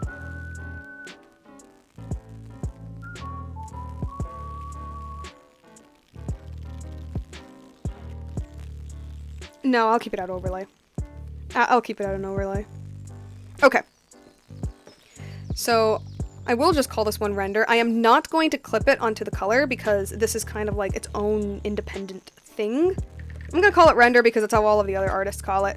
Now, this is, as I already mentioned, this is when you're, like, refining everything. This is where, like, I'm putting the details in the eyes, putting, like, teeny tiny little, like, shading details that wouldn't be, like, in the big, like, general thing. Maybe, like, little, like, spots in the hair like that. Like, it's refining. It's making your art, like, more finished, if that makes sense. So, yeah, I'm just gonna immediately jump to his eyes. Immediately start the, okay.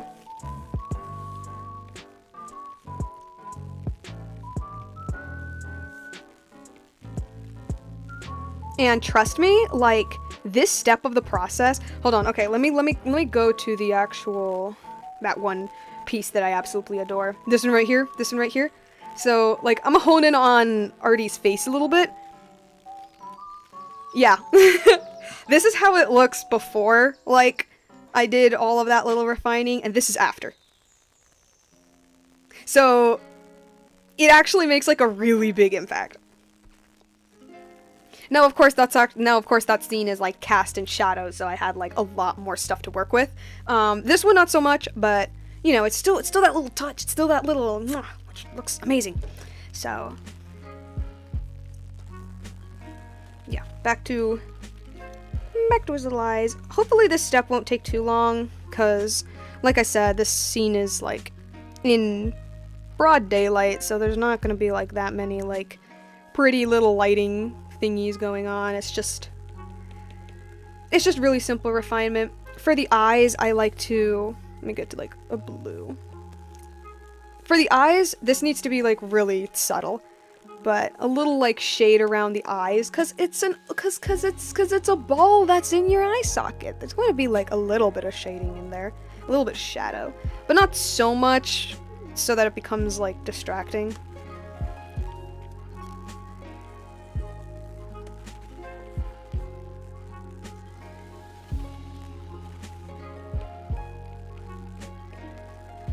Whoops.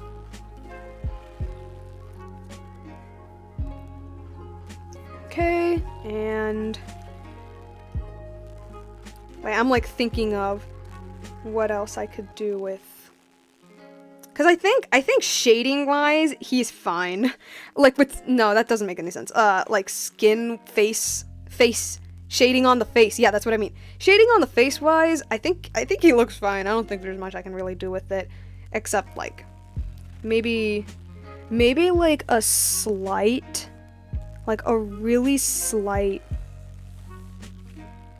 eye bag, cause he's kind of sick of everything that's been going on right now. He's just like, I just want to see my wife, but this Cyclops came and ruined everything.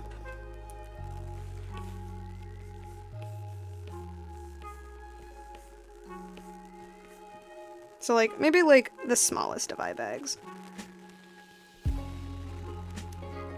Which would like go up here. Again, I don't want it to be like too obvious. Just subtle little thing. Ooh, this right here where the crease is with this little skin crease. Yeah, I could definitely a little more. Something here. And I think that's it. I think I've like mostly exhausted what I can do with that, except like tiny little details that you will actually for reals not notice. Like if you think a detail is so tiny that the viewer will not see it at all, period, it's best that you don't put it. Like I'm putting the eye bag because I think like at a distance it does make like a small difference. But if like if the audience is actually like for reals not going to notice it, it's better if you don't. Okay, I'm gonna do some shading here. No, like here, because there's like a subtle.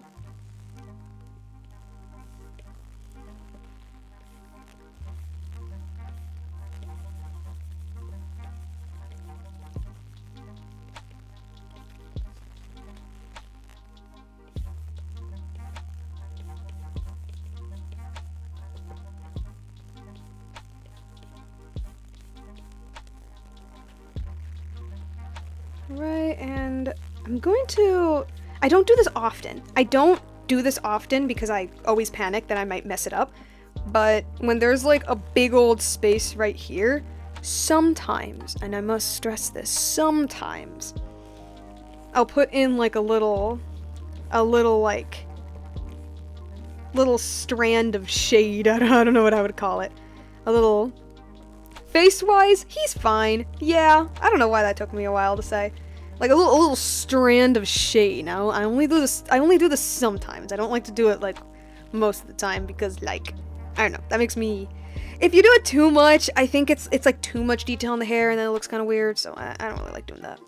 But on these rare occasions, I think I can do that. I think I can do it here too, because it's very. Okay, that's too much.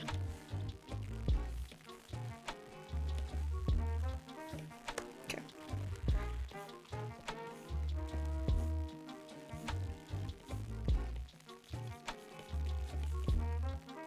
Loose hair strands. I like putting like hair strands that go out like that, but I usually do that as like my very last step of the process. I don't know why. I just do it like that. Maybe like something here. Okay, now that looks weird. Let me hold up. Okay. Have that there. For this right here. Yeah, I think this also makes a little bit of sense.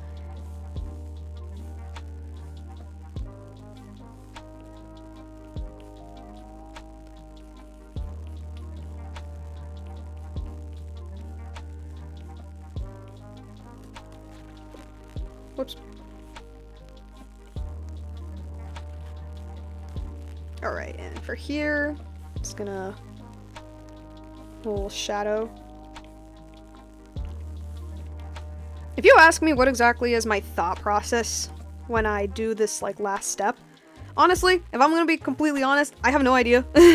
A lot of it really is just like looking over it and being like, would this extra little detail work? Or like if there's such a big area of shadow like here, then I'm like, yeah, I'm gonna put like a little shading detail. It's like all of the little details you would make, you do make. If that makes any sense. And I didn't really like how that was looking, so I'm just gonna redo that. A lot of it is also trial and error and just kind of going, does this look good? Does this look good, ma'am? Okay. For you, definitely a shade up here.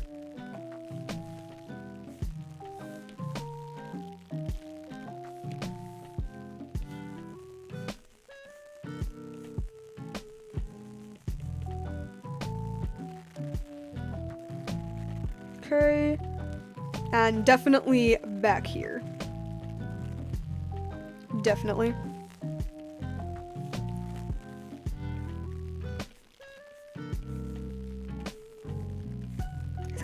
dark enough? I don't know if that's dark enough. Okay, now that's too dark.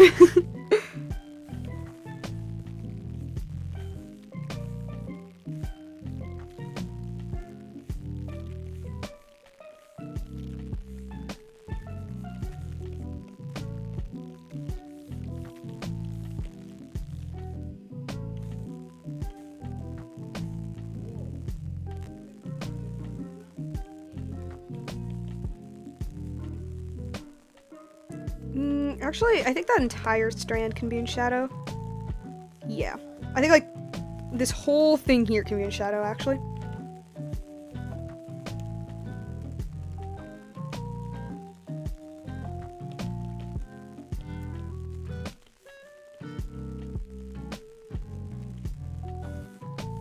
Sorry if I went completely silent. I'm just, like, focusing, locking in.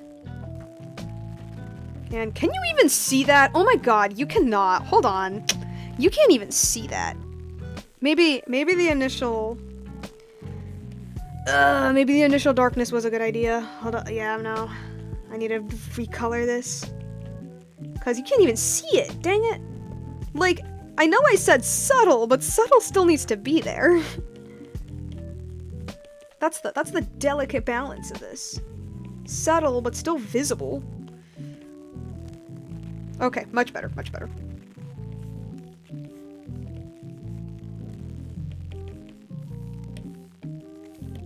Okay. And then, like, up here... Can I put that? No, actually, that looks bad. Yeah, no, see, these are those situations where that, like, little hair strand would not look good. I think it would actually ruin it. So I'm not gonna put it in there. Okay. Hair-wise... Maybe I can put a hair strand here. I'm gonna see. I'm gonna see if it looks good. A little darker. You know, okay, this is good. Sorry, I'm just like thinking of something to like ramble about. So for my little epic review, one of my original ideas was I was kind of afraid for copyright because, you know, I'd be talking about the musical, right? And I want examples of, like, the plot, which involves the music, and so I was afraid of copyright. And so I had this idea of, like...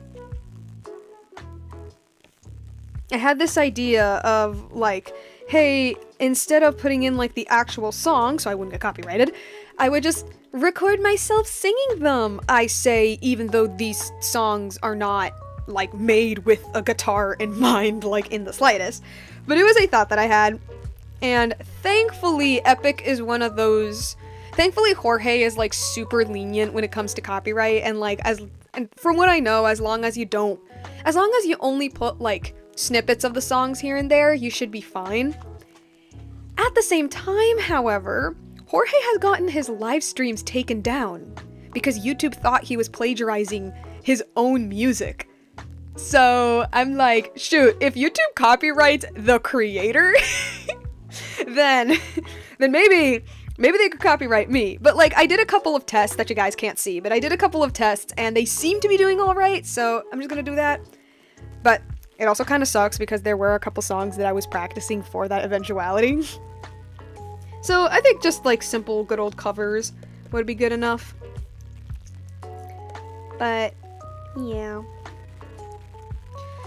Okay, that doesn't look too bad. Actually, that looks all right. What if instead, though, it like comes off of his ear, like the hair comes off of his ear.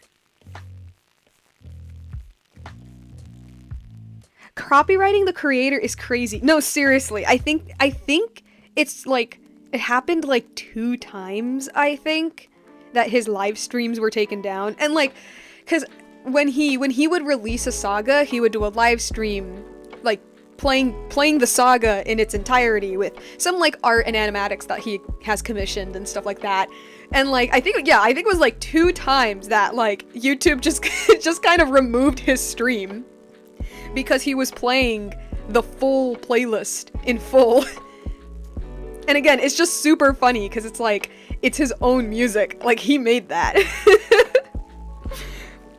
Okay. Or maybe it could be a little bit more, like more of a curve. Whoa. Like that instead. Actually, yeah, no, that looks better. I'll leave it like that. That looks fine. That looks fine. Okay. I think hair-wise, we're gonna leave it like that for now, because I don't wanna mess with it too much. Okay. Huh. Yeah, we're gonna. That is too light, surprisingly.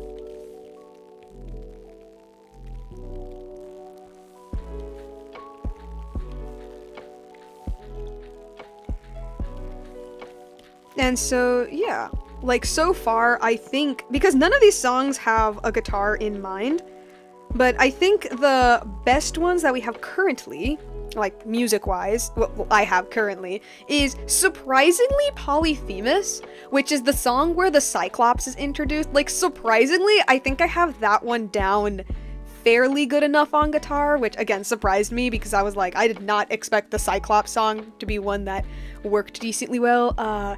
Just a Man, which is like near the beginning of the show. That one's pretty good for guitar. I say it's an Odysseus song, and Odysseus's main instrument is the guitar, so it makes sense. Oh, Dangerous, which I sang in my comeback video. Dangerous, of course. We'll Be Fine, which is a song between Telemachus and Athena. That one's also pretty simple on a guitar as well. Yeah.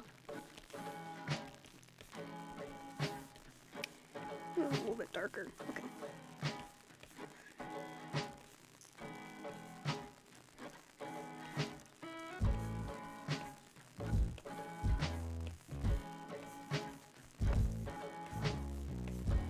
So mayhaps I might have covers, not of the full songs, because I wasn't even practicing for the full songs. I was just practicing for the like the snippets that I was intending to show for the sake of like plot and stuff. But Nomad says, I mean, your deep dive is for educational purposes, so it should be under fair use. No, see, we all know that. The problem is whether or not YouTube's automated bot system knows that. That's the problem.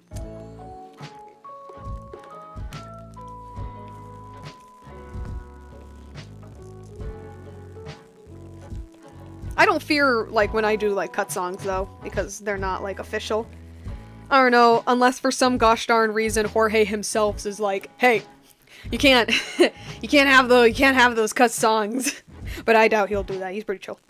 Like from what I know, he's pretty chill when it comes to like copyright and stuff.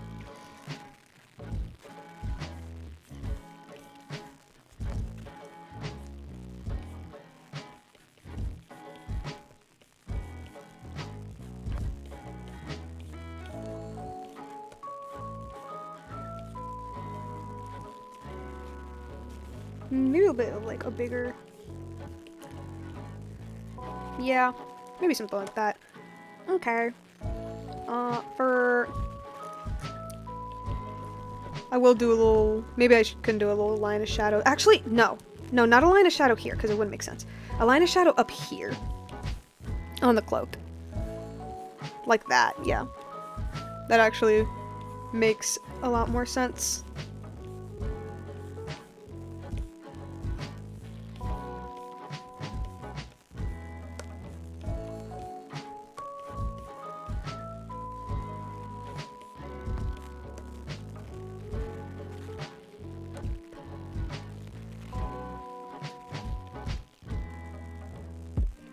See here, you can't see anything, so I'm gonna its own like thing.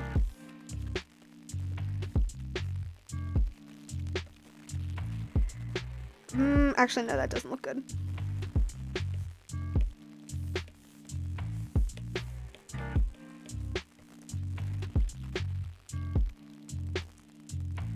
Right, and here I think there's gonna be a shadow where his arm bends.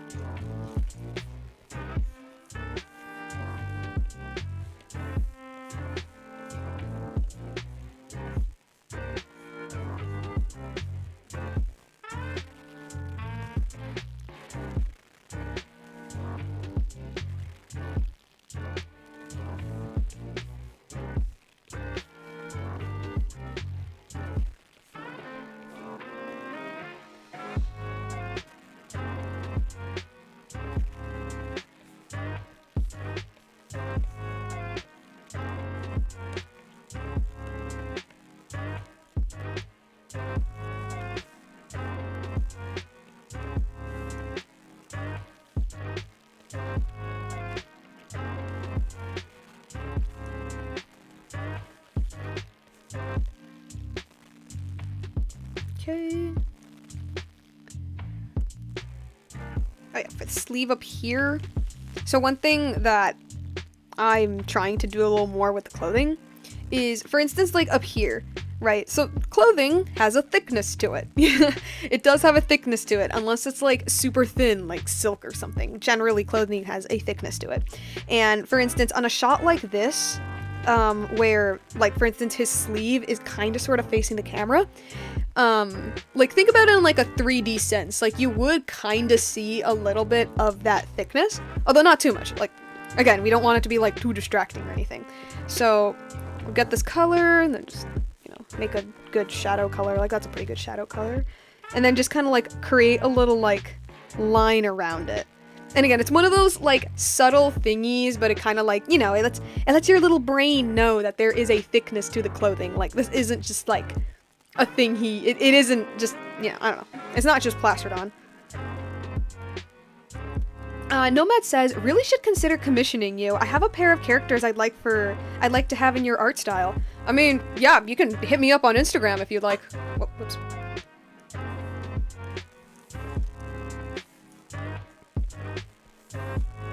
Or on Ko-Fi. Ko-Fi is also a good idea, but I need to figure out Ko-Fi a little more.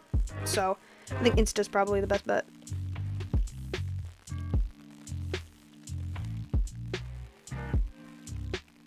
But I really should, like, set up my Ko-Fi a little bit better, because I made one, but I need to figure out how the intricacies of Ko-Fi work, because I do want to, like, do, like, commissions or, like, requests and stuff on Ko-Fi. You know, as like a way to, like, give back to the patrons, but, you know, something that also isn't, like, too time-consuming. It gives depth! Yes! Oh my god, thank you, Chorus. Thank you. You help me figure out words that my dumb little dum-dum brain cannot think of. Yeah, and then for here, because it's darker, it's the same logic. Yeah, exactly, it gives depth. There we go, like that. Like that. And then for down here, I would actually... Would I make it lighter? I think normally I would make it lighter, actually. Yeah. For again, that same reason.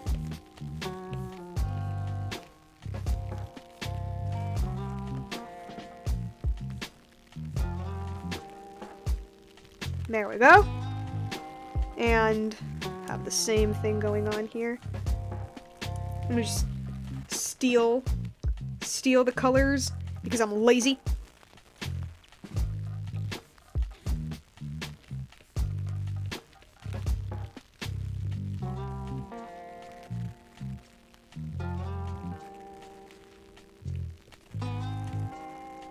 And for the skirt...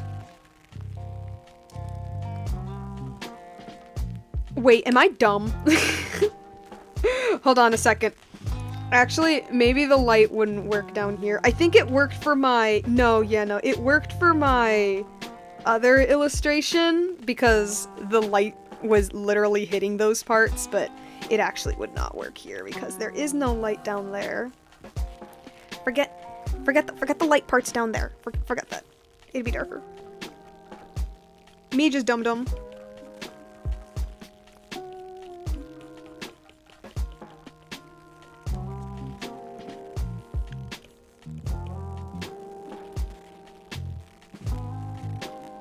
Okay. For you...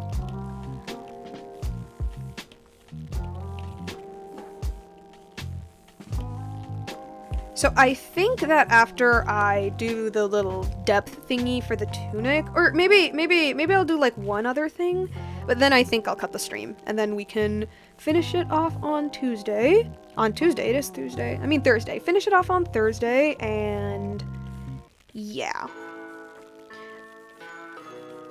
And then maybe we could like, ooh, actually, maybe we could draw my like, after I finish rendering this on Thursday, we could start doing the like, new little poses for my avatar that I showed you guys earlier. We could do that as well. Yeah, that's what we're doing on Thursday. We're finishing up this art piece, and once we're done with that, work on my little avatar stills, my new ones, because I want to make new ones.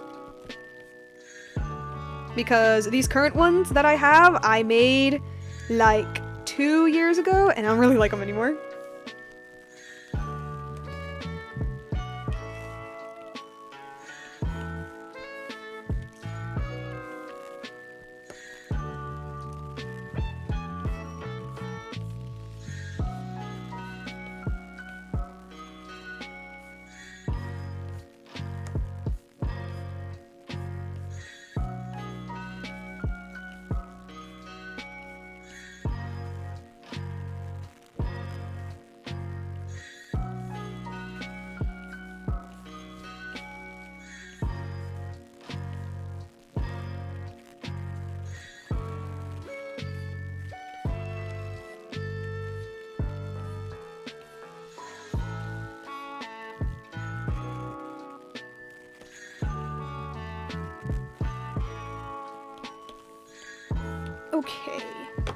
Okay, I got that done. And the cloak. I should have done the same for the cloak. Okay. Although, like, it would only be like this part down here, actually. And, like, this part here that could actually show that. Yeah. I'll go ahead and do that.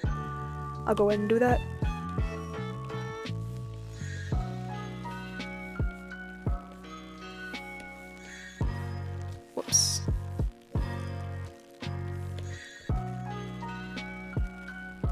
And down here it would be even darker. Whop. Okay, that's too dark.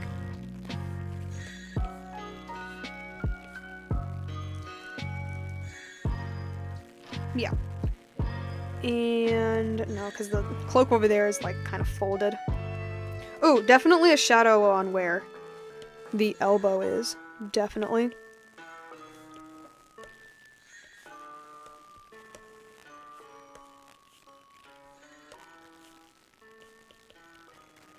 That does not make any sense. Hold up.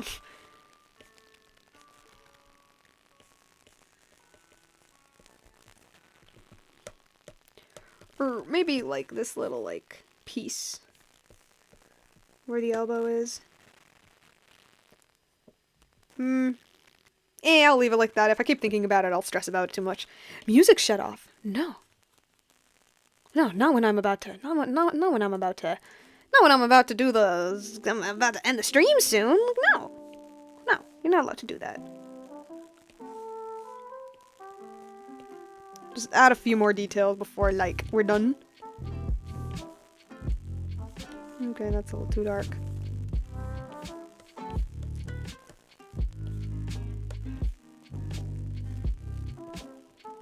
Okay, and for here, these parts need to be a little darker, like on the inside of the hand.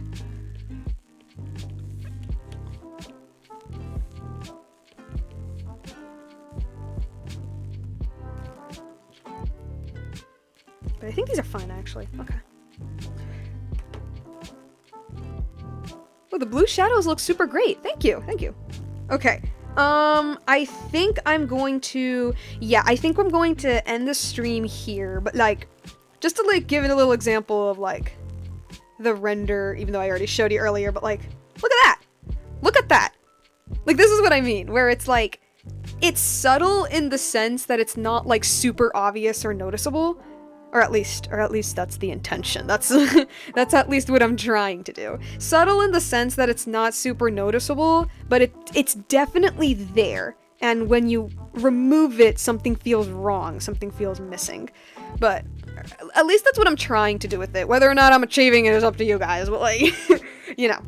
Figuring stuff out. Okay, yeah, I think I'm going to leave it like this for this stream, and for next stream on Thursday, hopefully we can get this done. I really hope we can get, we're like pretty much done with this, hopefully.